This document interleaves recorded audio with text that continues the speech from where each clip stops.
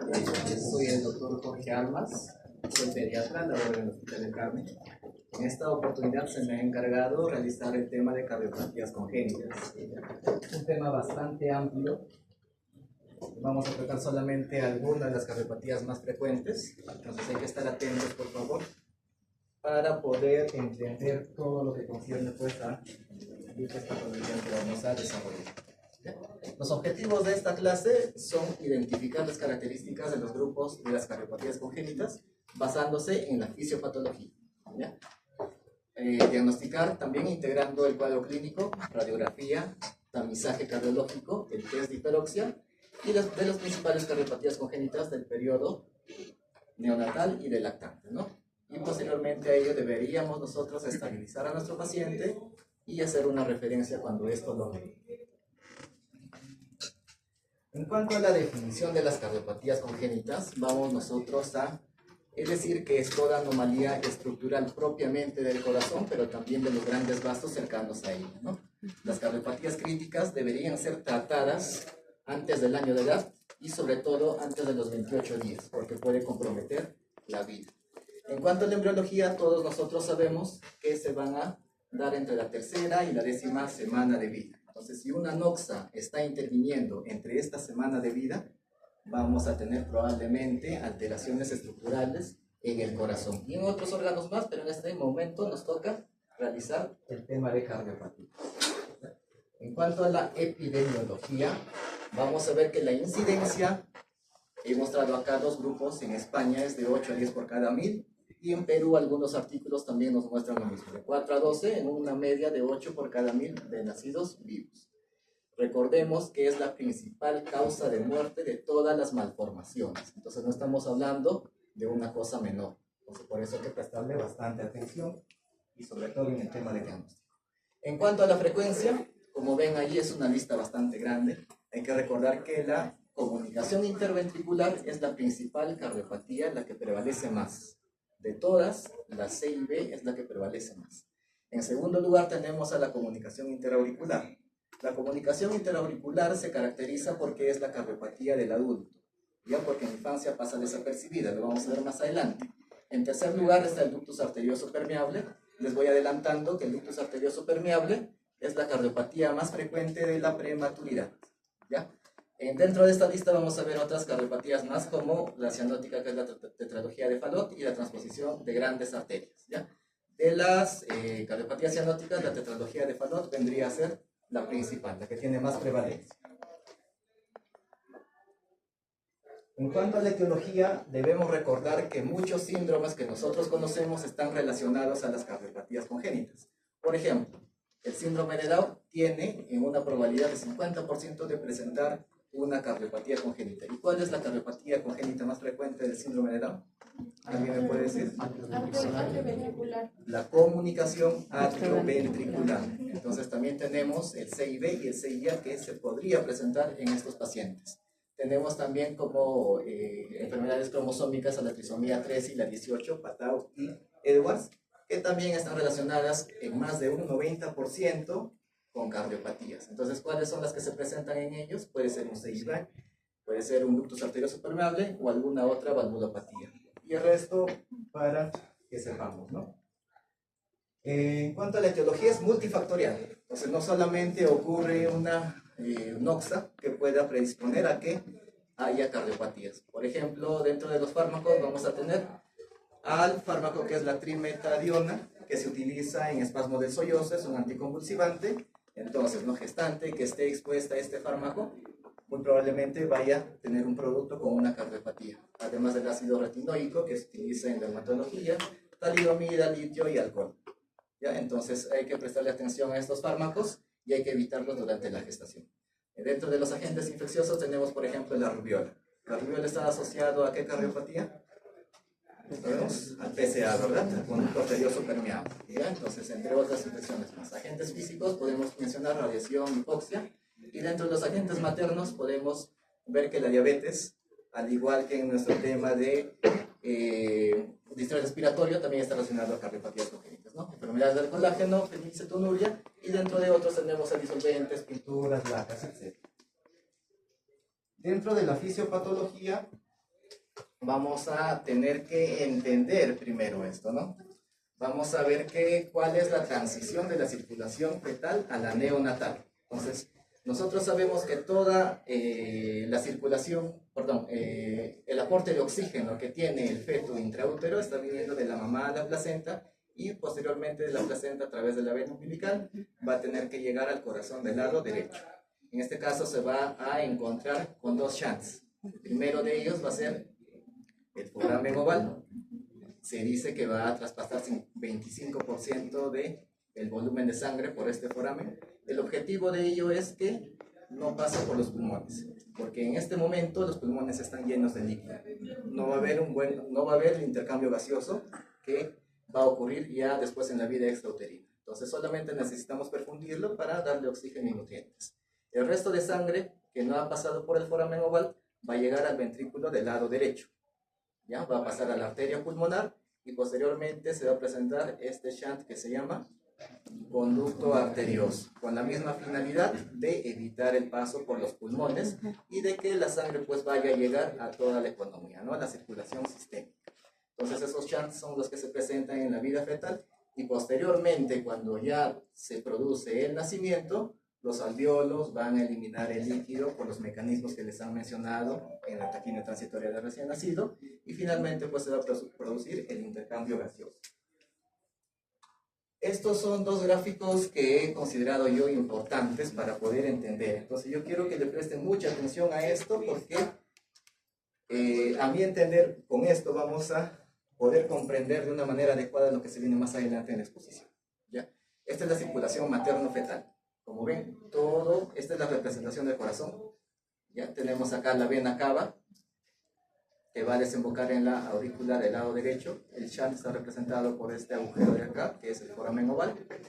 La sangre va a transcurrir hacia el ventrículo del lado derecho, finalmente la arteria pulmonar, y el otro shunt está representado en este lugar, ¿ya? Hacia la aorta. ¿Ya? Entonces, como ven, el color de estas cuatro cámaras está de un color rojo. No tenemos sangre venosa, ¿no? Porque la sangre está llegando directamente de la placenta oxigenada. Por el contrario, en la vida extrauterina va a ocurrir algo, ¿no? Los shunts se van a cerrar, el foramen oval y el ductus arterioso. Entonces lo que vamos a tener ahora es que el corazón del lado derecho va a estar en un estado de disminución de oxígeno, ¿no? Por eso lo representamos de color azul. ¿Qué es lo que va a ocurrir con el lado izquierdo? La presión va a aumentar. ¿Por qué? Porque va a tener que romper la presión sistémica, va a tratar contra ello, ¿no es cierto? No teniendo ya los shunts, entonces esto es lo que va a tener la sangre oxigenada que va a venir por las venas pulmonares, después de haber pasado por los pulmones, para que pueda oxigenar y alimentar a toda nuestra economía. ¿Ya? Acá hay una representación de las cardiopatías cianóticas y cianógenas.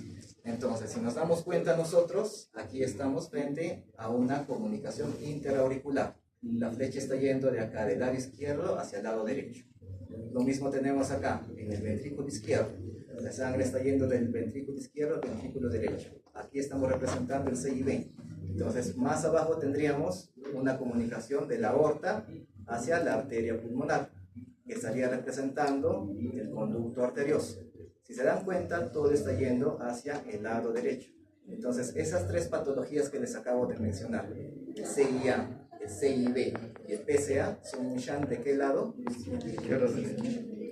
Muy bien. Entonces, izquierda-derecha. Entonces, de esa manera nosotros vamos a ver que al final la sangre va a llegar aquí al ventrículo derecho, finalmente a la arteria pulmonar, y de la arteria pulmonar hacia los pulmones.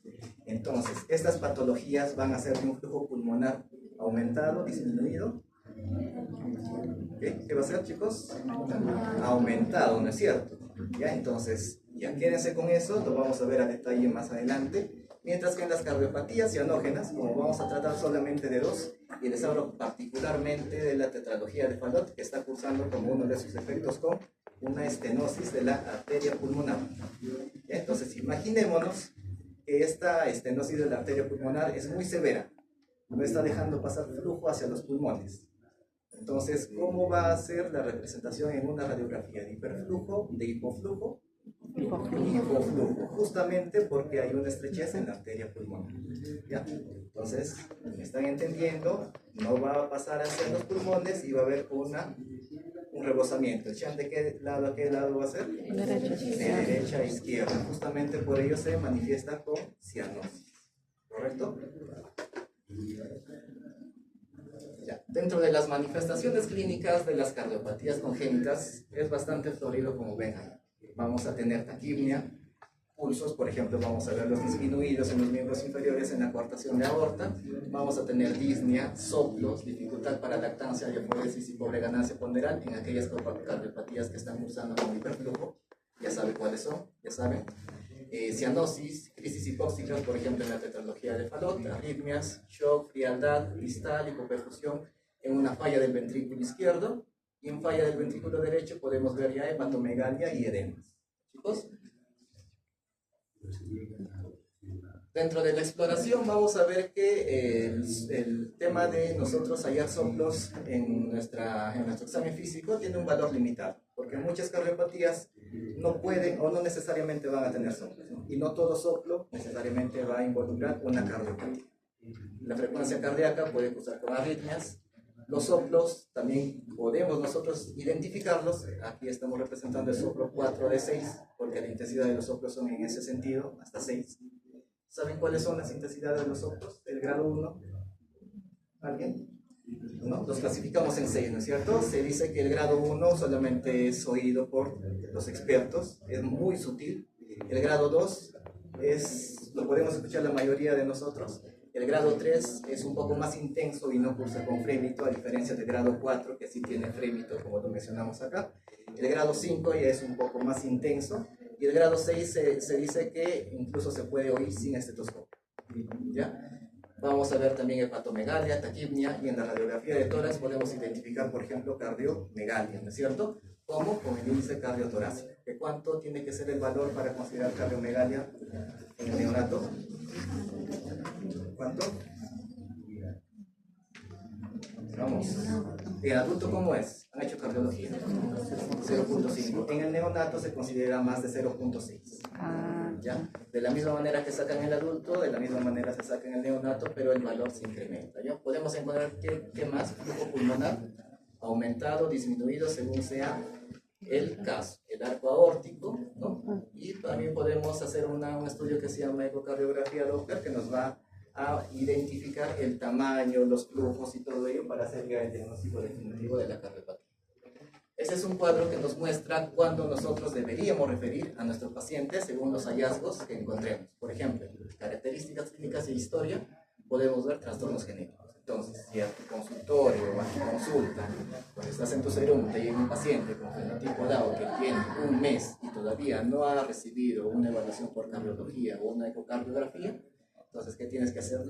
¿Qué tienes que hacer? Referirlo para que pueda ser estudiado. Porque ¿cuánto por ciento de los pacientes con síndrome de Down tienen cardiopatía?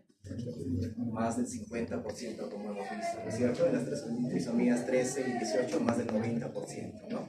Entonces, los síntomas sugestivos de la enfermedad cardíaca también es un motivo de referencia. Entonces, si nosotros vemos pobre ganancia ponderal, lactancia entrecortada, edemas, etcétera, todo lo que hemos mencionado hace un momento, debería ser referido para que sea estudiado con un diagnóstico presuntivo de una cardiopatía. En cuanto a los soplos, se dice que aquellos que tienen más de una intensidad de 2, o sea, de 3 en adelante, también deberían ser referidos y estudiados, al igual que los soplos o los históricos. Otros ruidos cardíacos, el segundo ruido con un desdoblamiento fijo, también, ¿no? Porque eso nos orienta a un tipo de cardiopatía, que lo vamos a ver en un momento.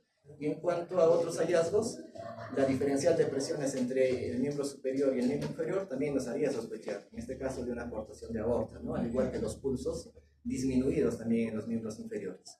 Pruebas diagnósticas, si tenemos una prueba de oximetría anormal, que cuente con una radiografía que nos diga que hay una cardiomegalia o edema pulmonar, e incluso si nosotros identificamos un test de hiperoxia positivo, estaríamos enviándolo a una consulta por un especialista para que diagnostique una cardiopatía. Hablando del test de hiperoxia, es una prueba sencilla que podemos realizarlo nosotros en cualquier nivel de atención. Solamente necesitamos previamente tomar una saturación a FiO 21 a nuestro paciente pre y postductal, y posteriormente iniciamos ya con nuestro test de hiperoxia. ¿Qué hacemos? Le administramos oxígeno al 100% durante 10 minutos. Esto nos va a ayudar a discriminar si se trata de una patología respiratoria o cardíaca. Si nuestra presión de oxígeno aumenta hasta 100 milímetros de mercurio o si tu saturación aumenta simplemente, estamos frente a una patología respiratoria. Por el contrario, si la presión de oxígeno no supera los 100 o solamente ha aumentado entre 10 y 30 y la saturación no mejora, estaríamos frente a una patología cardíaca. Entonces, de esa manera nosotros podríamos orientar mejor nuestro diagnóstico presuntivo para que pueda ser referido. ¿De acuerdo? El tamizaje cardíaco también es un examen muy importante que nos ayuda a identificar qué tipo de cardiopatías. Vamos, cardiopatías críticas que pueden comprometer la vida. ¿Ya? Entonces es un examen que está siendo de a poco implementado en todos los centros hospitalarios con ese fin, diagnosticar cardiopatías críticas. ¿Ya? ¿Cuáles son las condiciones que tenemos que tener en cuenta para tomar o hacer un tamizaje cardíaco? ¿Alguien me puede decir? ¿Han leído el artículo, chicos, que hemos enviado? ¿Alguien? Bueno, se dice que el tamizaje cardíaco tiene que ser realizado después de las 24 horas de vida o antes del alta, primero, ¿no es cierto? El ambiente en el que tiene que estar el neonato para hacerle dicho examen tiene que ser un ambiente tranquilo.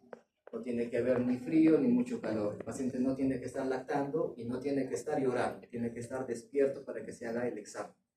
En cuanto al sensor, la emisión de la luz tiene que estar sobre el dorso de la mano o del pie, ¿no? Y la otra parte tiene que estar en la planta o la palma de la mano o del pie, ¿ya? Entonces, ¿qué es lo que se va a hacer? Se va a tomar la saturación y cuando tengamos una respuesta, un valor de aquella saturación preductal, nos referimos a qué mano? Postductal. Izquierdo. Cualquiera de los dos pies. pies, ¿ya? Entonces, en esas zonas es donde se toma la saturación. Una vez tengas el valor, nosotros vamos a pasar a nuestro cuadro para hacer el diagnóstico, ¿ya? Antes teníamos mucha dificultad en el tema de este diagnóstico porque existía solamente tablas para alturas menores de 2.500 metros sobre el nivel del mar. Hace un par de años se ha realizado un estudio para que estas tablas puedan ser incluidas con alturas superiores a estos metros que les estoy mencionando, ¿ya? Entonces, esta tabla, la primera, estamos aquí con una altura entre 0 y 2.499 metros del nivel del mar. Entonces, aquellos pacientes que están habitando en esa altura deberían utilizar esta tabla de acá. Tamizamos a nuestros pacientes por lo que hemos mencionado anteriormente y de tener un valor de una saturación más de 95, mayor o igual a 95 o una diferencial menor o igual a 3 entre pre y postductal, nuestro paciente va a tener como resultado un tamizaje negativo y puede continuar con sus controles normales. Por el contrario, si tenemos una saturación menor de 90% en cualquier extremidad, nuestro tamizaje va a arrojar un valor positivo y va a tener que ser referido para estudio cardiológico. Por el contrario, en la parte amarilla, si tenemos una saturación entre 90 y 94 en cualquier extremidad o una diferencial mayor a 3%, le damos chance de repetir el examen en una hora. ¿Ya? Y lo mismo, si tenemos acá con estos valores va a ser negativo, si tenemos menos de 90 va a ser positivo, y se repiten los mismos valores que aquí, también se va a considerar positivo. El paciente va a tener que ser referido para que se le haga un estudio cardiológico.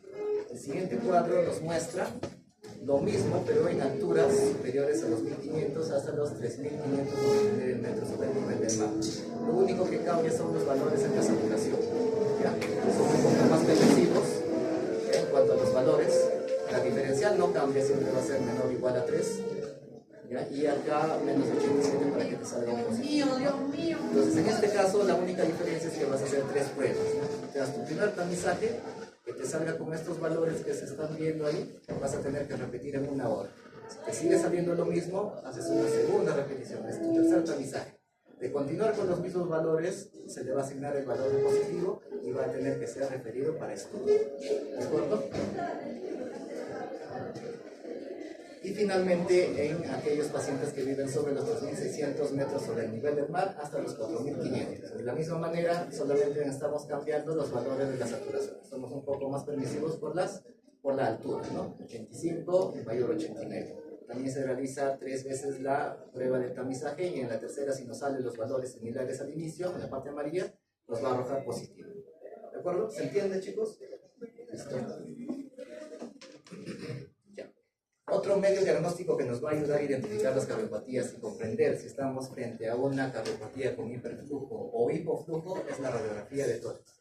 Como ya me han entendido hace un momento los gráficos que he mostrado, ¿cómo están aquí los espacios, los intercostales? ¿Cómo están? ¿Cómo nosotros denominamos a la parte oscura que se encuentra entre las costillas? Radiolúcido. Cuando se está manifestando de oscuro, es radiolúcido. ¿Y qué traduce ello? Aire. No, situación, ¿no? ¿Qué traduce? Que hay una poca vascularización, ¿no es cierto? ¿En qué patología podemos encontrar esto? En aquellos que están con una estenosis de la pulmonar, por ejemplo. Entonces, ¿va a pasar sangre por esa estenosis? ¿Va a llegar a ese parénquima pulmonar? No. Entonces, justamente por ello se va a manifestar de esta manera, en las zonas oscuras. Y aquí nos dice, ¿no? Radiografía de flujo pulmonar disminuido o hipoflujo, típica de un paciente con FALOP. ¿Qué tiene FALOP? Tiene una estenosis de la pulmonar. ¿Ya? A diferencia de esta placa que vemos acá. ¿Cómo vemos acá los espacios intercostales? Radiopacos, podría ser por congestión pulmonar, sobre todo en los cilios, ¿no es cierto? Entonces, ¿manifestación de qué va a ser? De un flujo pulmonar aumentado. Entonces, ¿qué cardiopatías están en relación a ello? Todas las que tienen un cham de izquierda correcto, ¿ya? Entonces, en esos pacientes vamos a ver este tipo de radiografía. Y finalmente, una radiografía normal, ¿no? Porque no hay ningún flujo. ¿Se entiende? ¿Sí? Finalmente, para acabar la parte teórica y empezar con cada una de las cardiopatías, tenemos un algoritmo diagnóstico de manejo de cardiopatías congénitas. Ya en este caso estamos haciendo una diferencia entre cianóticas y acianóticas. Vamos a ver que dentro de las cianóticas, cianosis con choque y cianosis feliz, ¿no? Por decirlo, cardiopatías que no nos van a causar demasiada repercusión en un momento agudo. ¿Ya? Dentro estamos resaltando las de color amarillo porque son las que vamos a ver. Representando las cardiopatías cianóticas con choque, vamos a tener la transposición de grandes vasos, pero que tengan un septum interventricular íntegro. Recordemos que esta cardiopatía, si no tiene Schatz, es una cardiopatía severa, que estamos mencionando acá. Entonces, ¿qué tenemos que hacer con este paciente? Iniciar prostaglandinas para evitar que ese ductus que le esté manteniendo vivo, está haciendo una mezcla de sangre, no se cierre, porque si se cierra este paciente va a fallecer. ¿Ya? Aparte puede tener un CIA, un CIB, ¿no? Pero lo que nosotros podemos tratar es el ductus. Entonces, ¿qué nos va a ayudar en eso? La prostaglandina. Debemos iniciar prostaglandina y posteriormente ya le hagan un manejo de intervencionista o un manejo quirúrgico. ¿Ya? Entonces, que la cianosis feliz es representada por la tetralogía de Fallot, que en un inicio puede ser no muy grave de acuerdo a la estenosis pulmonar. Podemos hacer un manejo evitando diuréticos y restricción hídrica y un manejo cardiológico, ¿no? Dentro de las acianóticas tenemos a los pacientes que cursan con shock o una polimia feliz simplemente. Los que vamos a ver son los de este lado, ¿no? Aquellos que tienen un shunt de izquierda a derecha, sería CIB y PCA. Entonces, ¿cómo manejamos a estos pacientes? Con beta bloqueadores, IECAS y diuréticos. Más adelante, no se preocupen, vamos a ver cada una de ellas y vamos a comenzar entonces con la comunicación interauricular. Entonces, ¿qué habíamos mencionado de esta patología cardíaca? Que era la más común en los adultos. ¿Por qué? Pasaba desapercibida justamente en la infancia, ¿no? Tenemos tres tipos de comunicación interauricular. El ostium secundum, que representa un 50 o un 70%. Tenemos a un ostium primum y a un seno venoso. En cuanto a la localización de las estructuras, vamos a ver que el seno venoso es en la parte superior. Ya, el ostium secundum en la parte media y el ostium primum en la parte inferior. ¿Por qué quiero que estos chicos presten atención? Porque de acuerdo a ello se va a dar el manejo también con stents, ¿no? El foramen oval, que nos puede confundir con CIA, si bien está en la misma estructura donde se está presentando el CIA, no necesariamente representa una patología. ¿Ya? Entonces hay que prestarle atención también a eso. Y acá, las manifestaciones clínicas, como lo hemos mencionado, pasa desapercibido en la niñez y en la etapa de infancia. ¿Qué podemos encontrar nosotros? Podemos encontrar a un paciente quizás delgado, con un percentil de un peso para la edad menor del 10, y podemos auscultar soplo algunas veces, pero sí lo que siempre vamos a ver es un desdoblamiento fijo del segundo ruido. ¿Ya? Entonces, en un cuadro anterior hemos mencionado que esto ameritaría que sea requerido para estudio. Entonces, desdoblamiento fijo del segundo ruido lo relacionamos con un CIA. En la radiografía, ya lo hemos visto, chicos, por tercera vez vamos a repetirlo, cómo va a ser esa radiografía, hiper o hipoflujo, hiperflujo, lo que antes de izquierda a derecha y bajo presionar el pulmón.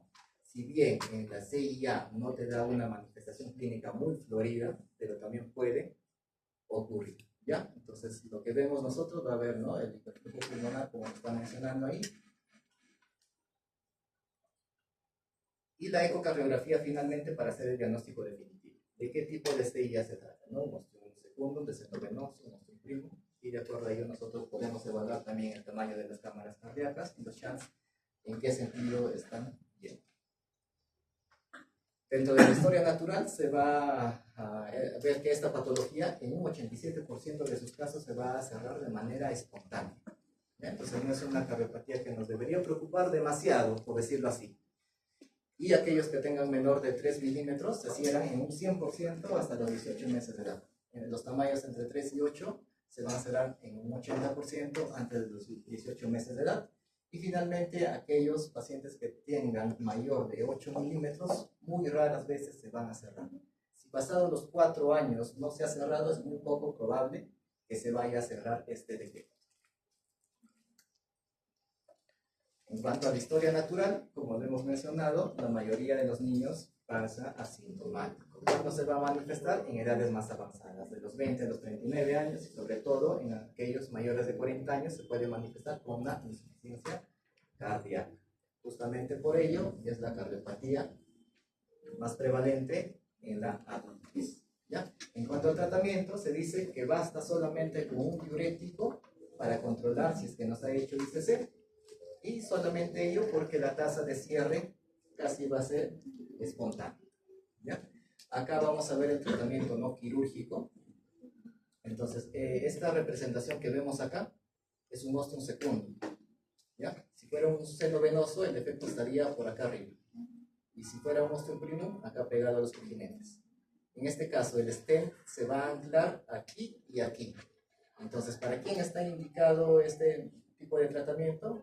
Para la CIB de tipo ostium secundum. Entonces, el seno venoso ni el ostium primum van a hacer que se puedan manejar de esta manera. Ese dispositivo que se despliega como un paraguas se llama Amplatzer.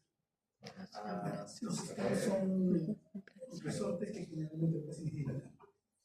Entonces, eso es un Amplatzer, es un paraguas. ¿Eh? Pero, como le digo, ya es un procedimiento avanzado, vamos a avanzar. Muy bien, gracias, doctor.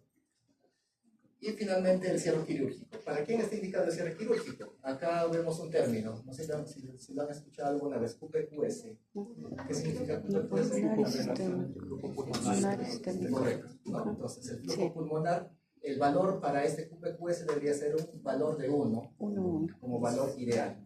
Pero cuando está aumentado ya hay una repercusión, ¿no es cierto? Nos está traduciendo que el flujo pulmonar está aumentado con relación al flujo sistémico. Entonces, si ocurre esto, ya estaría meritorio de que se haga un cierre quirúrgico, ¿ya? Por lo general, dice que se aplaza el tratamiento quirúrgico entre 2 y 4 años por la tasa de cierre espontáneo que puede existir. ¿Cuándo más indicamos un cierre quirúrgico? Cuando hay una ICC refractaria al tratamiento médico que le estamos dando, y también cuando no es posible el cierre con un dispositivo. ¿En qué tipo de CIA habíamos dicho que no es posible? Ostium secundum, Primo y del seno venoso, chicos, porque no tiene dónde anclar ese dispositivo. Yo escuché que mencionaron los tres. ¿Cuál es el que no se puede cerrar con Amplatzer? No, el primo y el seno venoso. Que quede claro, sí, perfecto.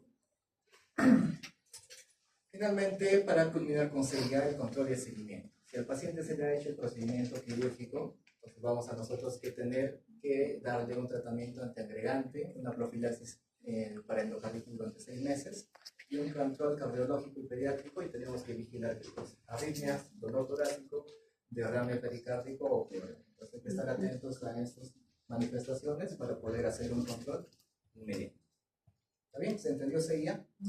Bien, pasamos a comunicación interventricular. ¿Qué habíamos dicho de la comunicación interventricular? Que es la cardiopatía más frecuente, ¿cierto? Entonces, empecemos.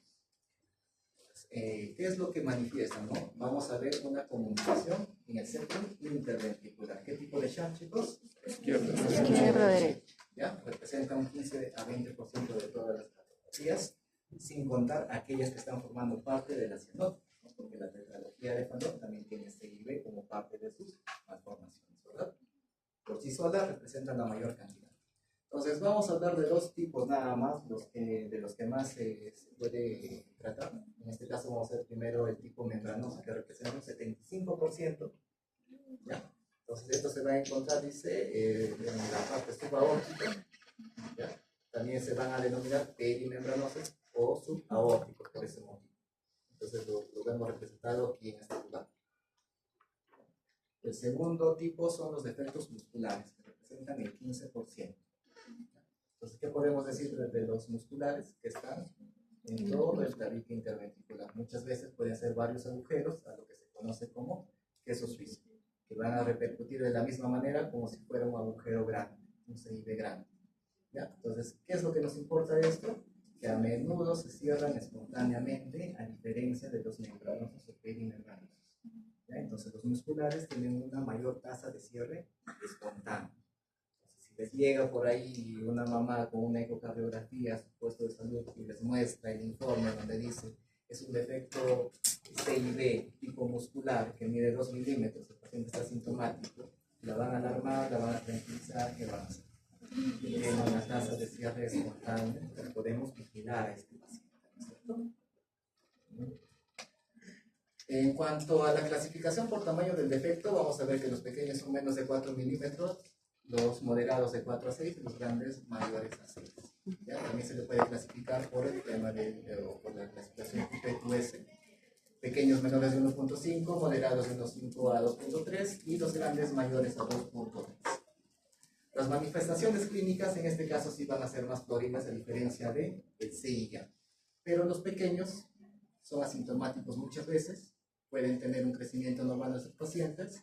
Puede haber un soplo que se va a manifestar después del 4º a 10º día de vida, cuando la resistencia vascular pulmonar va a disminuir, ¿no? Entonces ahí va a ser más manifiesto el shunt de izquierda a derecha.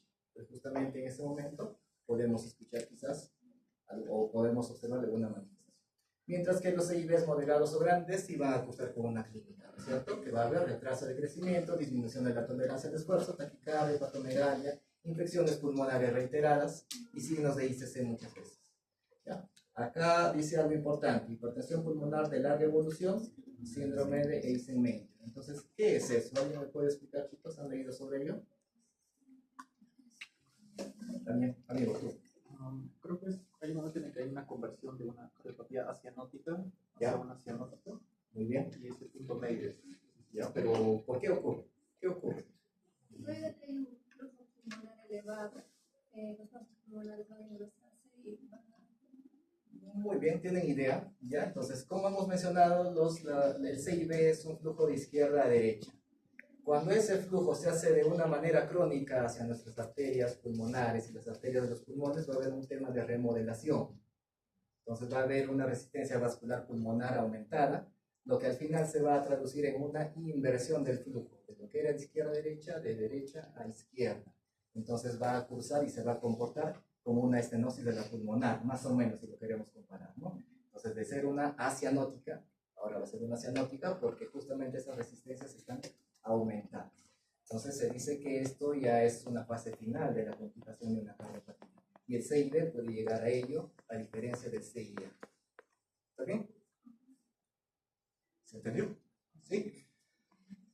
Dentro de la exploración física, los CIBs pequeños van a presentar un desarrollo adecuado y no necesariamente los vasos cianóticos, mientras que los CIB grandes sí van a tener un escaso aumento ponderal, signos de insuficiencia cardíaca, además de cianosis y acropaquias, en lo que hemos mencionado el síndrome de Eisenmenger, ¿no es cierto? ¿Qué son las acropaquias? Es el aumento distal de nuestros dedos, ¿no es cierto? ¿Cómo más se le conoce? Dedos democráticos, ¿no? Podemos escuchar en ellos el soplo de 2 a 5 sobre 6 de intensidad. Entonces, la cardiopatía que generalmente en la cual tú adjuntas un soplo es el CIB. ¿Ya? Si tu cardiopatía, por ejemplo, tu tetralogía está cursando con CIB, tiene soplo, el CIB es el que va a manifestarse con soplo. ¿Ya? Entonces, aquí hay una representación de donde nosotros podemos auscultar el soplo. Y les he puesto un video, ¿no? Me imagino que sí lo han visto para que puedan escuchar el soplo del CIB. En cuanto a la radiografía, muy similar a lo que hemos mencionado en CIA. ¿Qué vamos a ver? Hiperflujo o hipoflujo. ¿Qué veríamos? Hiperflujo, ¿no es cierto? Porque ya es izquierda-derecha. ¿De acuerdo? Justamente eso es lo que vemos, ¿no? Hay un aumento para iliar, ¿no? Y también los campos pulmonares, la vascularización está muy aumentada. ¿Qué más podemos ver? Miren, fíjense acá. ¿Qué es esto? La arteria pulmonar. ¿Ya? Entonces, si nosotros estamos diciendo que hay un shunt izquierda, derecha, ¿dónde va a aumentarse el flujo? En la arteria pulmonar. Y se va a ver manifestada esta, como un botón. ¿De acuerdo? La ecocardiografía, como les vuelvo a mencionar, es el estudio de elección para determinar qué tipo de defecto es, ¿no? Ahí vamos a ver de qué se trata: el membranoso, el perimembranoso, el muscular, el tamaño, los flujos, etc. En cuanto a la historia natural, el cierre es más habitual en efectos pequeños durante los 6 primeros meses de vida. ¿Ya? El 60% de los CIBs musculares pequeños o moderados se van a cerrar de forma espontánea. Los musculares, una vez más repetimos. Y tercero, en los lactantes con CIB de gran tamaño van a desarrollar MICC, habitualmente entre la 6ª y 8ª semana de vida, ¿no? En cuanto al tratamiento médico, acá se amplía un poco más. En CIA solamente dábamos diuréticos, ¿no? Quizás en algún momento sí se va a llegar a utilizar dietas, pero en CIB muchas veces la literatura te dice que sí vas a usar diuréticos, vas a usar dietas y vas a usar fórmulas hipercalóricas, ¿no? Los diuréticos que nosotros conocemos son la furosemida, pero tenemos que asociarla a la spironolactona para que no haya pérdida de potasio, ¿ya? Y esto nos va a reducir, ¿qué cosa? La precarga. En cuanto a los dietas, vamos a reducir la poscarga y el medicamento que podemos usar es calórico. Fórmulas hipercalóricas, nosotros tenemos que alcanzar 150 kilocalorías por kilo por día para que no haya una disminución de peso en nuestros pacientes. En cuanto al tratamiento quirúrgico, tenemos especificaciones ahí, chicos, como nos menciona el doctor, no nos incumbe demasiado, lo leen por favor. Y el control y seguimiento se va a hacer, ¿no? Vigilamos infecciones de CIB significativas, descompensaciones cardiológicas, vamos a estar atentos a nuevos signos, como por ejemplo cianosis, arritmias como taquicardia, bradicardia. Tenemos que hacer profilaxis de endocarditis en procedimientos dentales y del tracto respiratorio. Tenemos que vacunarlo a nuestros pacientes con neumococo, varicela, influenza. Y tenemos que sospechar un síndrome post-pericardiectomía si nuestro paciente entre la 2ª y 3ª semana post cirugía nos está manifestando bien. Ya, entonces terminamos con CIB y vamos a pasar a persistencia de conducto arterioso. En cuanto a la persistencia del conducto arterioso, nosotros vemos que vamos a tener una incidencia entre el 5 y 10% de todas las cardiopatías, excluyendo a los recién nacidos. Vamos a hablar ahorita del PSA, pero en pacientes satélites. Es más frecuente en mujeres y es un problema generalmente del prematuro. Entonces, ¿qué es lo que va a ocurrir? Va a haber una comunicación, ¿no? Que no sea cerrada. El chant de la arteria pulmonar hacia la aorta no se va a cerrar. Acá tenemos una representación gráfica de las formas de los conductos arteriosos y tenemos que conocer, ¿no? Que por aumento de la presión de oxígeno y disminución de las prostaglandinas tras el nacimiento va a ocurrir ¿qué cosa? Un cierre funcional. ¿El cierre funcional en qué tiempo se da? Entre las 12 y 24 horas de vida, ¿no? Y posterior a ello vamos a tener un cierre anatómico que va a ocurrir entre la 2ª y la 3ª semana de vida. ¿Ya? En Dentro de las manifestaciones clínicas, los pequeños van a ser asintomáticos, como hemos mencionado en SIA y en SIB. Los moderados van a presentar una dificultad en las tomas, irritabilidad, taquimia, retraso ponderal, y puede esto aumentar a partir del tercer mes de vida. Los grandes ya van a cursar con taquimia, tiraje, casos de infecciones respiratorias recurrentes. También los podemos clasificar según el UPQS con los tamaños que estamos mencionándolos ahí en la lámina. Las manifestaciones clínicas, si nosotros, o si esta patología llega a ICC, va a haber taquicardia de taquipnea. Los ductos grandes van a tener pulsos periféricos atones y amplia presión diferencial.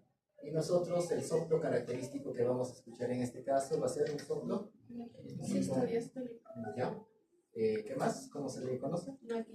Maquinaria de Gibson, ¿no es cierto? Entonces, por ahí, en algún caso clínico vamos a ver esa palabra, lo vamos a relacionar a un PSA.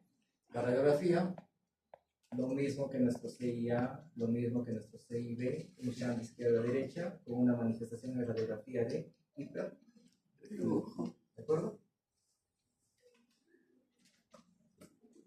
En la ecocardiografía, nuevamente es el medio diagnóstico que nos va a ayudar a identificar cuál es el tamaño, cuál es el flujo, ¿no?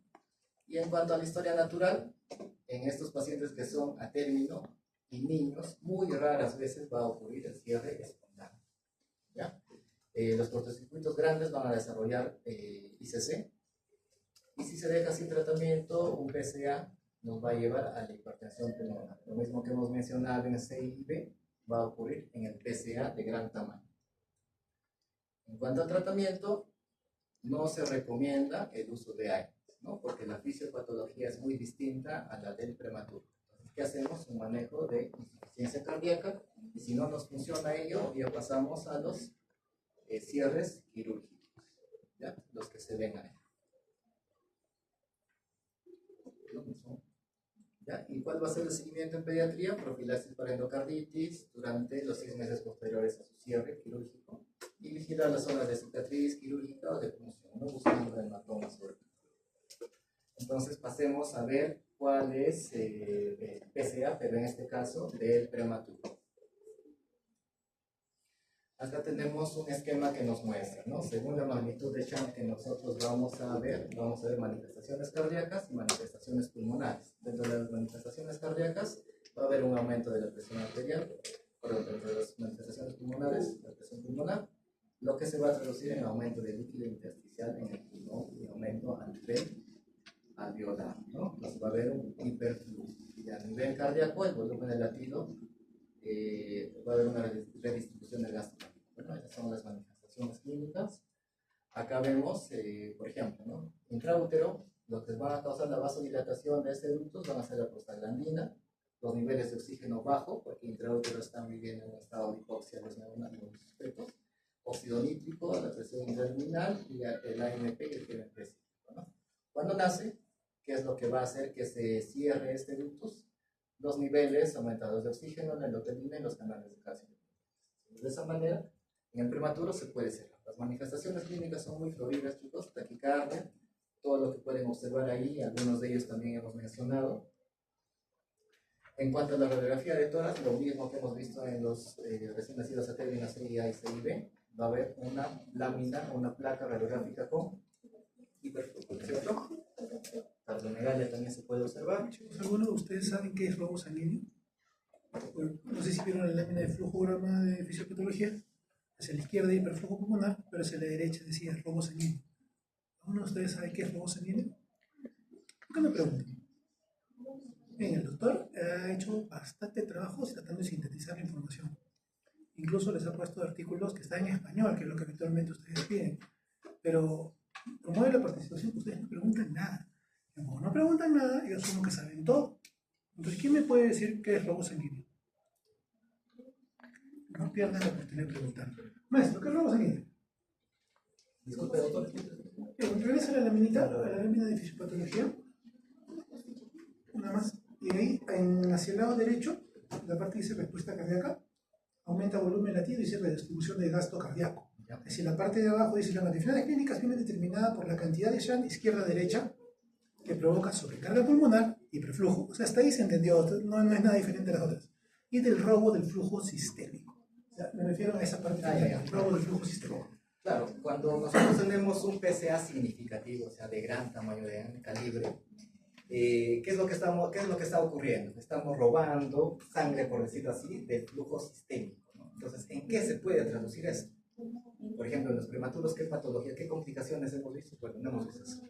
Una enterocolitis necrotizante puede ser. ¿Qué es la enterocolitis necrotizante? Es una hipoperfusión unida o, bueno, representada o complicada por muchas otras causas más. Entonces, en ello se puede traducir ese robo sanguíneo, ¿no? En que tú hiperfundas el sistema o la circulación gastrointestinal y puede manifestarse y traducirse en esta patología, por ejemplo.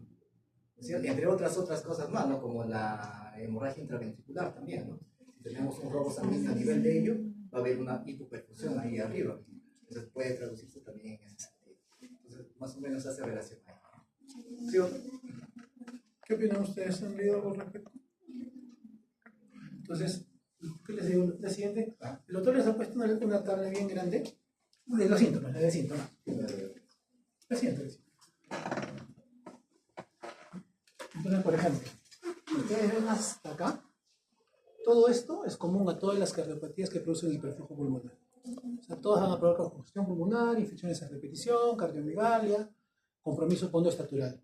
Pero acá, ya, pulsos saltones, hipotensión en miembros inferiores, hipotensión diastólica, estos son signos de robo sanguíneo, de lo que llamamos síndrome de hipoperfusión distal. Entonces, el shunt pasa, en la aorta bota hacia el callado, ustedes conocen eso, ¿no? Tronco cefálico derecho, carótida primitiva izquierda, subclavia. Pero ¿qué pasa? En vez de ir todo ese gasto como uno, ¿no? Unidad desde la salida hasta el final, acá se regresa 0.5 hacia el pulmón. Entonces, ¿con qué trabaja el resto del cuerpo? Con 0.6. Entonces, ¿hay maneras que se puede adaptar el riñón, el intestino? Sí, pero en un prematuro eso es bien diferente. Entonces, ¿cómo vemos los signos de robo sanguíneo? O de hipoperfusión, en este caso sistémica, de esta manera. ¿Ya? Dato importante.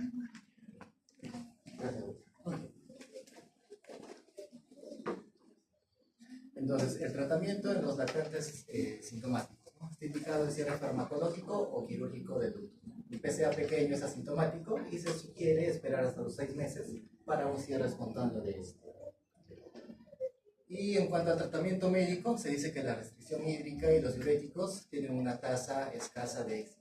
Por ese motivo hacemos uso de los AINES, ¿no? Entonces, tenemos como AINES a la indometacina, por ejemplo, que no lo usamos de manera frecuente, pero sí usamos el ibuprofeno.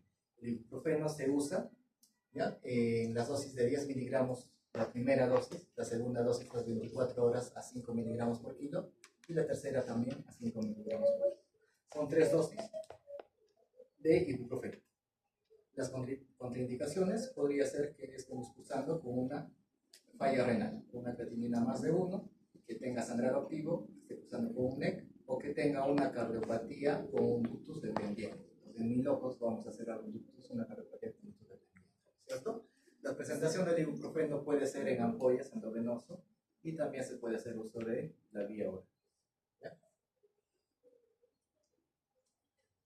Otro medicamento que nos ayuda al cierre del ductus es el paracetamol, ¿no? La dosis se da entre 15 miligramos por kilo cada 6 horas y se puede dar en un periodo entre 3 y 7 días.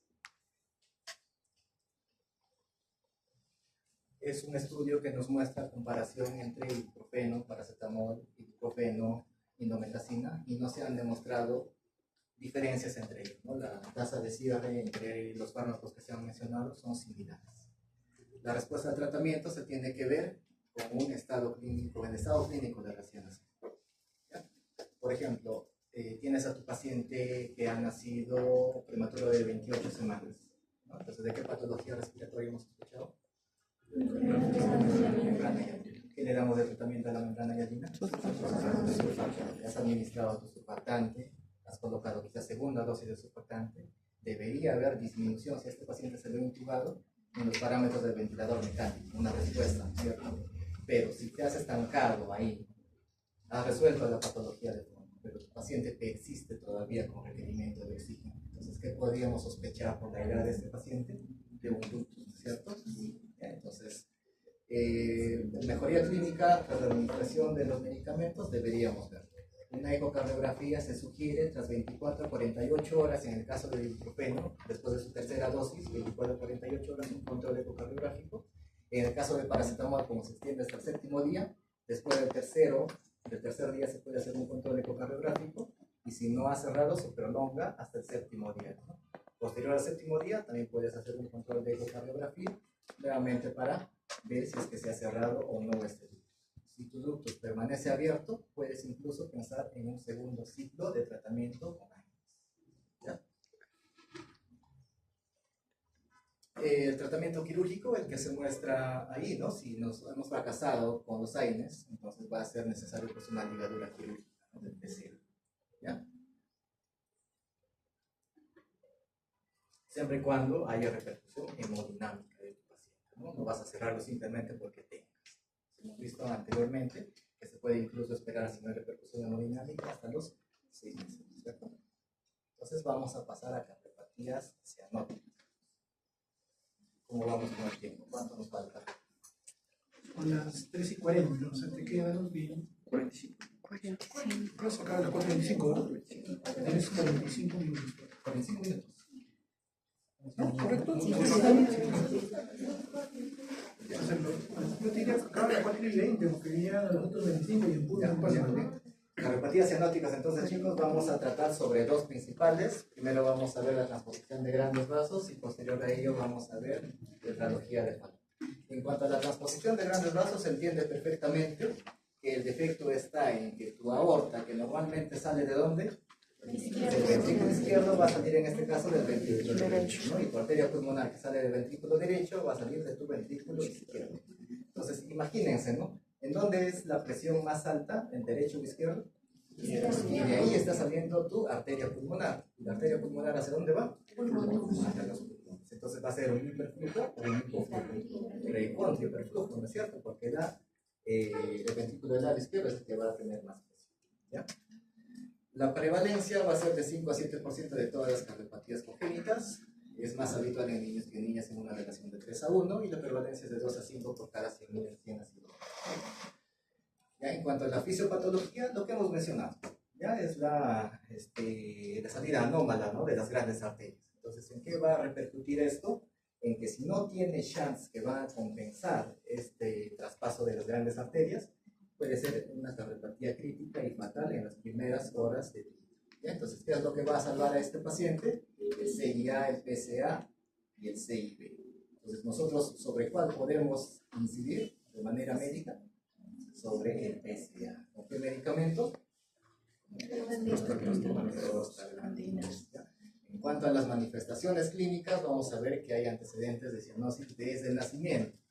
Podría haber, si tiene chance este paciente, todos los que hemos mencionado, puede llegar a unos años de vida en los que se va a manifestar como antecedente cianosis, ¿cierto? Van a aparecer los signos de insuficiencia cardíaca con disnea, dificultad de la alimentación durante el periodo neonatal. En la exploración física lo que vamos a ver es cianosis moderada grave, taquimia, pero no va a haber tiraje, a menos que se produzca insuficiencia cardíaca, ¿ya? Los otros en los lactantes van a estar relacionados a la presencia y al tamaño del CIB. Si hay CIB, va a soltar. Si no hay CIB, muy poco probable que vayas a encontrar ese CIB. Y la insuficiencia cardíaca se va a desarrollar con hepatomegalia, disnea, ¿no? Como conocemos a la insuficiencia cardíaca. Dentro de las pruebas de laboratorio vamos a ver, por ejemplo, una hipoxia intensa, ¿no? Habitualmente con acidosis, y la hipoxemia no va a responder a la inhalación de oxígeno, ¿no? Es por eso que en este caso nos puede ayudar mucho el test de hiperoxia, ¿no? ¿Vamos a tener una respuesta favorable? No, ¿no es cierto? Entonces, ahí está. En cuanto a la radiografía de tórax como medio diagnóstico, lo que vamos a observar nosotros es la presencia de una cardiomegalia con aumento de la vascularización pulmonar, justamente por ser un hiperflujo. La característica de la forma de corazón va a ser en forma de huevo. Y la radiografía que ven acá, pues es un hiperflujo, por lo que se ha mencionado. ¿De acuerdo? Historia natural. Entonces, ¿qué vamos a ver en estos pacientes?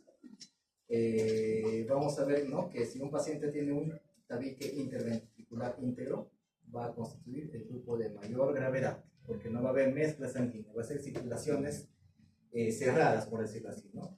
¿ya? Y el CIB, así como puede ayudar a que este paciente sobreviva, más adelante puede desarrollar complicaciones, en este caso un CI, pero una insuficiencia cardíaca y posteriormente con una vasculopatía pulmonar obstructiva, ¿no? En un momento nos va a ayudar a la supervivencia, pero más adelante nos va a dar complicaciones, ¿ya? El ductus arterioso también, ¿no? Si es significativo, va a ser las manifestaciones muy similares a las del CIB, ¿no? Con ICC y posteriormente con vasculopatía obstructiva, síndrome de Leisten-Ménico, ¿ya?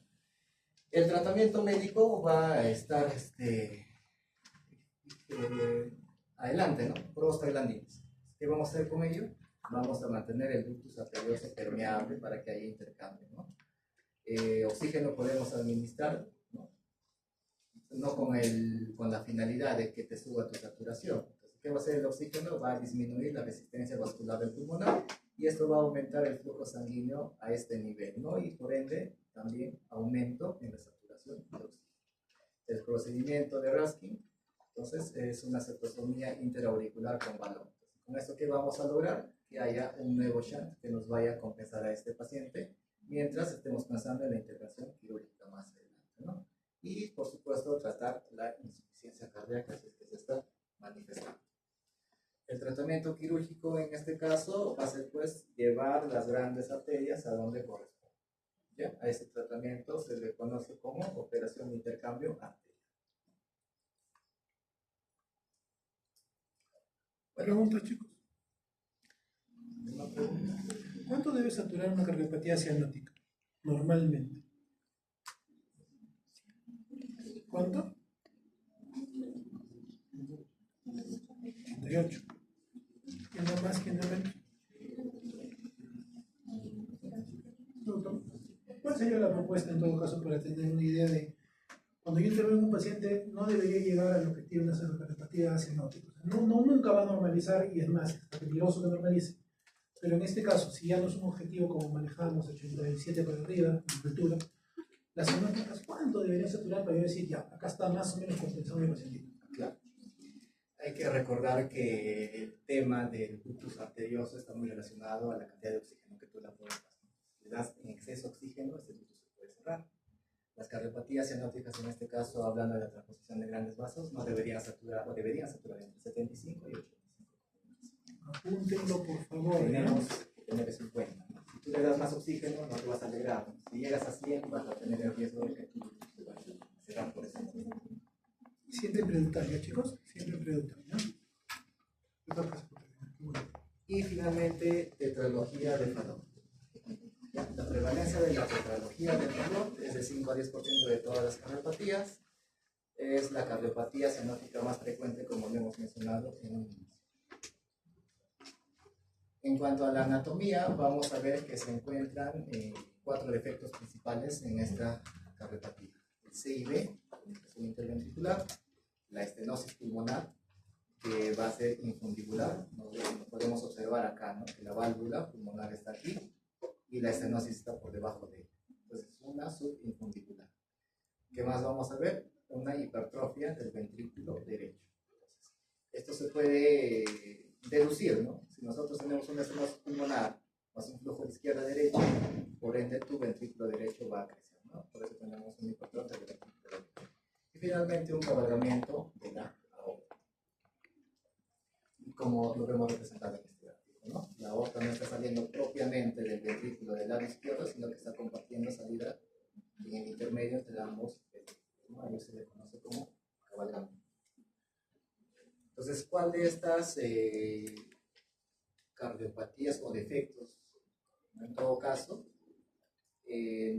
nos dirían cuál es el pronóstico de este paciente, o nos manifestaría gravedad en este paciente? ¿Cuál es?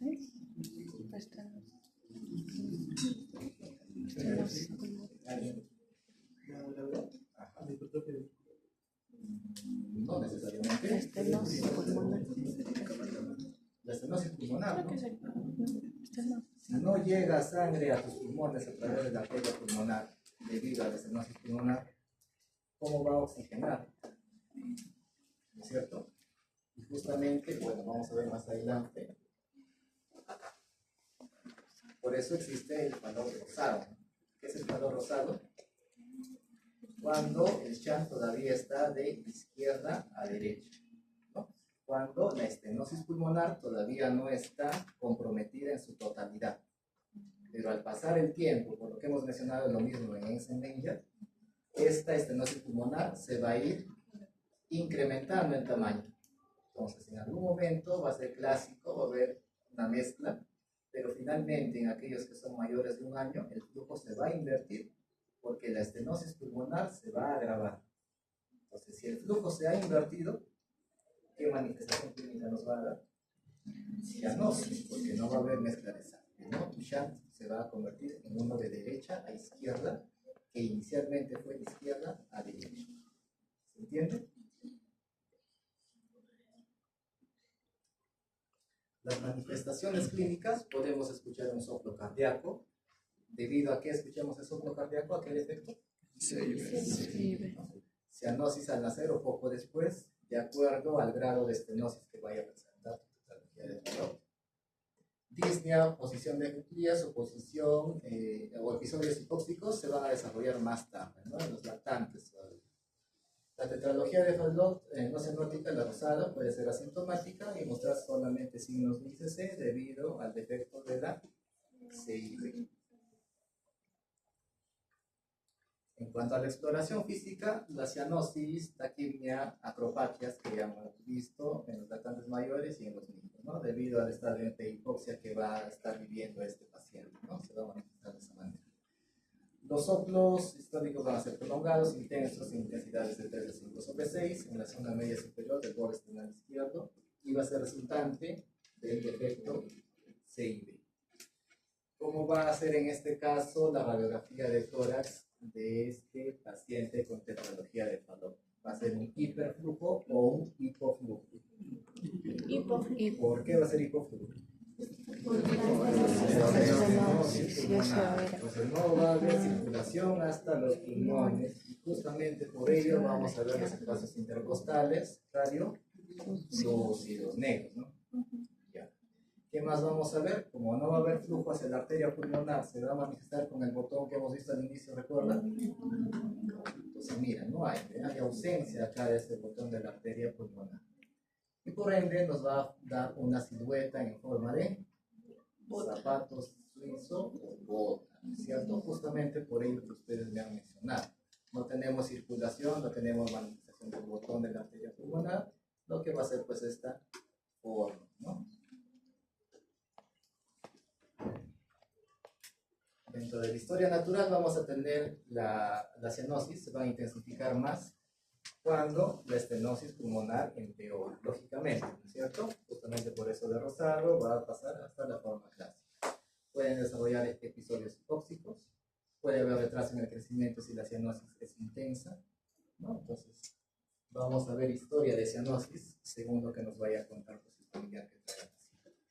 En los lactantes que están entre los 2 o 4 meses de edad, vamos a ver taquimia, irritabilidad, llanto prolongado, cianosis y disminución de la intensidad del soplo. Todo esto se puede desencadenar cuando el paciente se está alimentando o está defecando. A esto se le conoce como crisis hipóxica, ¿no? ¿Ya? Entonces, ¿qué vamos a hacer en esos pacientes? Porque muchas veces puede ser tan grave que puede causar convulsiones, ACV y muerte. Vamos a tratar los episodios hipóxicos. ¿De qué manera? Vamos a adoptar una postura genopectoral, podemos administrar oxígeno, ¿para qué? Para disminuir la resistencia pulmonar, ¿no es cierto? Vamos a administrar medicamentos como morfina o propanolol. ¿Ya? Entonces, son medidas que nosotros podemos adoptar si estamos frente a una cardiopatía que está manifestando una crisis hipóxica. El tratamiento médico se va a dar con prostaglandina. ¿Ya? ¿Qué más? Podemos usar propanolol, podemos hacer una dilatación con un balón, ¿no? Del tracto de salida del ventrículo derecho. Entonces, esa estenosis de la arteria pulmonar lo podemos dilatar, ¿cierto? Y se deben detectar y tratar los estados de ferropenia relativa. En el tratamiento quirúrgico, lo que vamos a hacer, ¿no? Si tenemos una estenosis a nivel pulmonar, vamos a hacer se va a hacer una comunicación, ¿no? Entre la subclavia y la arteria pulmonar, ¿no? De esta manera podemos nosotros hacer un intercambio de sangre, por decirlo así, y podemos tener a nuestro paciente estable por un tiempo hasta que se realice la cirugía correctora, ¿no? Que se va a dar entre el tercero y sexto mes de edad para reparar la obstrucción del tracto de salida del ventrículo, ¿no? A todos sus niveles. El seguimiento por pediatría, si el lactante tiene una fístula pulmonar, se va a hacer el procedimiento de Daloctausin, se va a dar antiagregantes plaquetarios, aspirina por ejemplo, y tenemos que hacer un control estrecho de los lactantes con cianosis ante riesgo de presentar una crisis.